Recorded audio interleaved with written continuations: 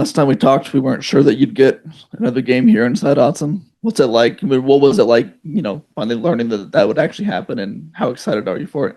Yeah, I'm pumped, man.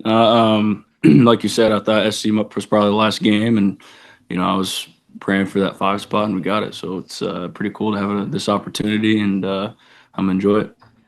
On the left, second row, Eric. As someone who's been here for the whole Tosh experience, what's it like seeing him set to go somewhere else and kind of maybe reflect on what it's like been working with him for 3 or 4 years? I'm excited for him. He deserves it. He works extremely hard, and does everything in his power to put us in a good situation. It's been cool to be here since day one with him and see myself develop and him develop as well. And I love him as a coach, so proud of him. Front left, James. Bryce, you guys have certainly steered into the FIBU mantra for the last couple of years, both collectively as a team, as a defense, maybe even personally. When the shoe is really on the other foot, and if there's any doubters out there, it's from a national perspective, it's very much about, does a second G6 team deserve to be in the playoff and how worthy or not they are? And no one's really doubting you guys. What is the mental mindset when it's us against the world, but the world's on your side in this case? Yeah, I think it's, regardless whether the world's on your side or against you, that mindset is kind of for both. We don't care about the outside narrative besides it's inside our locker room, regardless of whether we're the underdog or the overdog. I think that's just the mindset. So regardless, like I said, it's just, everyone but us. All right, Zach. How valuable was that time off the past couple of weeks and be able to get away from football for a little bit? And how do you think you guys handled that differently than you did, say, last year?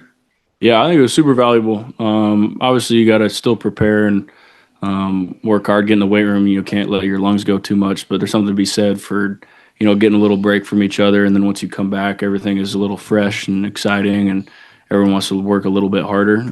So I think Coach Lanning and the staff planned it out perfectly and got us a good schedule. Because when we came back, everyone was juiced to be back. So that was fun. On the left towards the back, Matt. Over here, Bryce, you talked about coming in with Tosh. Can you explain how he changed the narrative around the defense at Oregon? Because prior to his or Dan's arrival, the school is known mostly for its production on the offensive side. There's been great defenses, but everyone associates offense with Oregon. That's not the case anymore. Everyone kind of respects and knows you guys play D here. Can you explain just how well Tosh has made that transformation for you guys?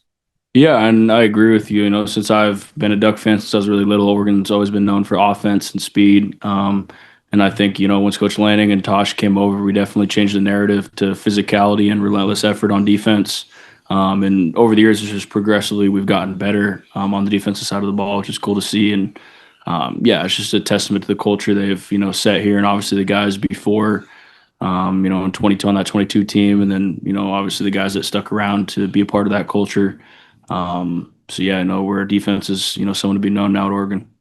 Back left, Joey. Bryce, you've been at a lot of big environments, a lot of them at Autzen Stadium. You touched on the excitement to play there one more time. What do you anticipate a playoff environment to be like at Autzen Stadium? Man, I know you remember the Ohio State game last year, Joey. That was a good one. We've had some good environments at Autzen, some great environments, as a matter of fact. But I'm hoping this one's gonna take the cake. I'm excited to see what Autzen does because it never disappoints. Right here, Zach. Ask Dylan this. I'll ask you too. What's it been like seeing the love for the Caucasian Collision Unit, and how have the sales for those shirts been? Man, it was good, for the first couple days there for a little bit. We actually got shut down. We won't go into depth on that. But it was cool to see the outside perspective, appreciate that and think it's pretty funny, especially all of our teammates, love it. All of our coaches love it. So especially get the love inside the building. As James said, FIBU. So that's pretty cool. But yeah, it's awesome. Front left, James. Following with that, because I hope you know the story on Dan that Dylan didn't know.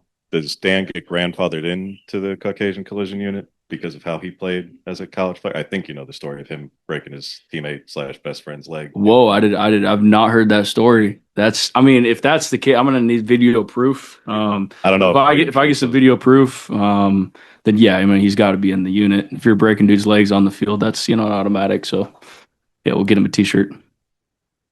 In the middle, Tyson, second row. Just from when he joined the team during bowl game practices last year, like how would you say like your friendship with Dylan has kind of evolved over the year from new guy to failed business partner? Yeah, it's certainly evolved. I definitely had a business partner and not one of my best friends on the team. He's an extremely hard worker, high character guy. He's actually got a pretty good sense of humor to him too. He's more quiet, walking around the facility. Once you get to know him, he's actually pretty dang funny. So, I appreciate the dude a lot, and our relationship has definitely grown. Bryce, we're going to go to the Zoom. We got Tommy. Go ahead, Tommy. Yeah, Jamie has been getting mentioned for their running back number 3 and then their quarterback number 14 in the running game. What do you kind of see from their running back unit as a whole out there? Yeah, they're good, man. They run behind their pads, good at breaking tackles. We're going to have to tackle low and be physical. They got a solid O-line too. Without the lower line, their running game wouldn't be as good as it is. So yeah, we just got to play physical ball. Starts up front with our D-line, and I know they're going to stud out. And then us backers doing our job. So I'm excited for the opportunity.